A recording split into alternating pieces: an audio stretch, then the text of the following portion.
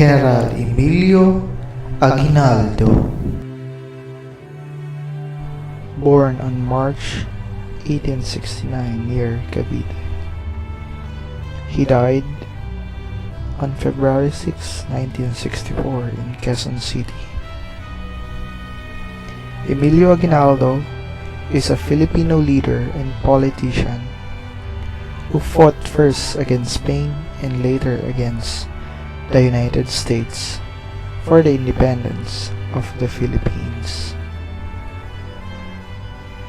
Aguinaldo was of Chinese and Tagalog parentage.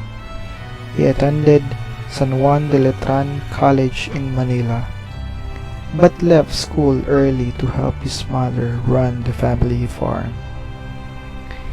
In August 1896, he was mayor of Cavite Viejo, present-day Kawit, Cavite, and was the local leader of the Katipunan, a revolutionary society that fought bitterly and successfully against the Spain. In December 1897, he signed an agreement called the Pact of Biak na Bato with the Spanish Governor-General. Aguinaldo to leave the Philippines to remain permanently in exile condition of a substantial financial reward from Spain, coupled with promise of liberal reforms. While first in Hong Kong and then in Singapore, he made arrangement with representatives of the American consulate and of Commodore George Dewey to return to the Philippines to assist the United States in the war against Spain. Aguinaldo returned to the Philippines on May 19, 1898 and announced renewal of the struggle with Spain. Filipinos who declared their independence from Spain on June 12, 1898 proclaimed a provisional republic of which Aguinaldo was to become president. And in September, a revolutionary assembly met and ratified Filipino independence. However, the Philippines, along with Puerto Rico and Guam, were ceded by Spain to the United States by the Treaty of Paris, which was signed on December 10, 1898. Relations between the Americans and the Filipinos were unfriendly and grew steadily worse. On January 23, 1899, the Malolos Constitution, by virtue of which the Philippines was declared a republic and which had been approved by the Assembly and by Aguinaldo, was proclaimed. Aguinaldo, who had been president of the provisional government, was elected president.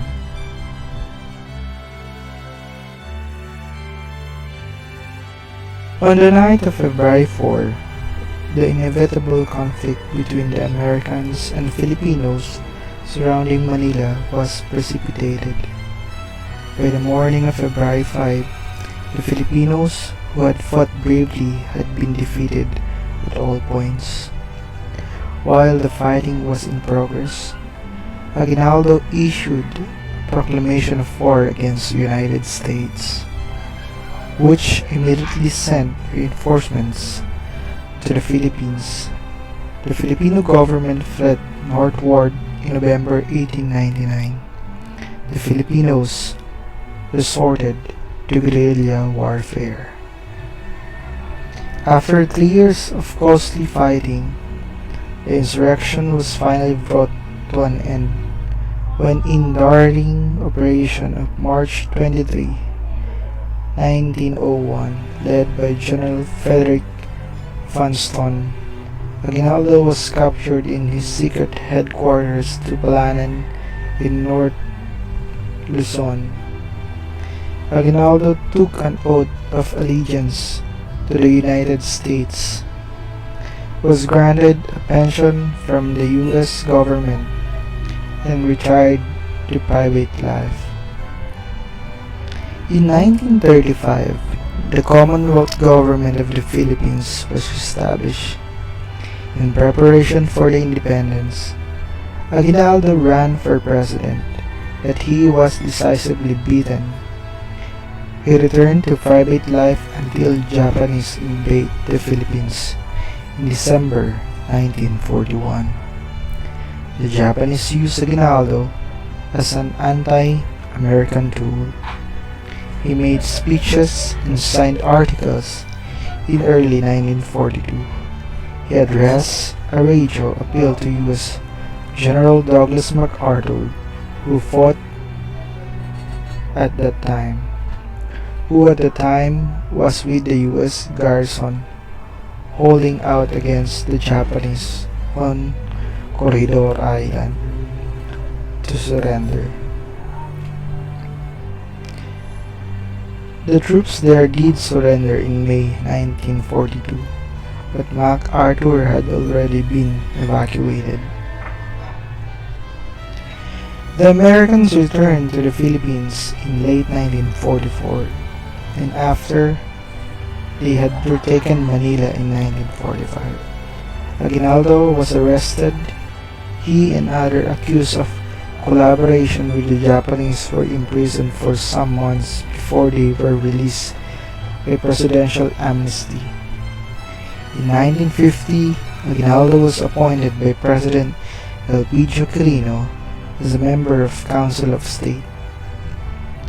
In his later years, he devoted much attention to veterans' affairs, the promotion of nationalism and democracy in the Philippines, and the improvement of relations between the Philippines and the United States.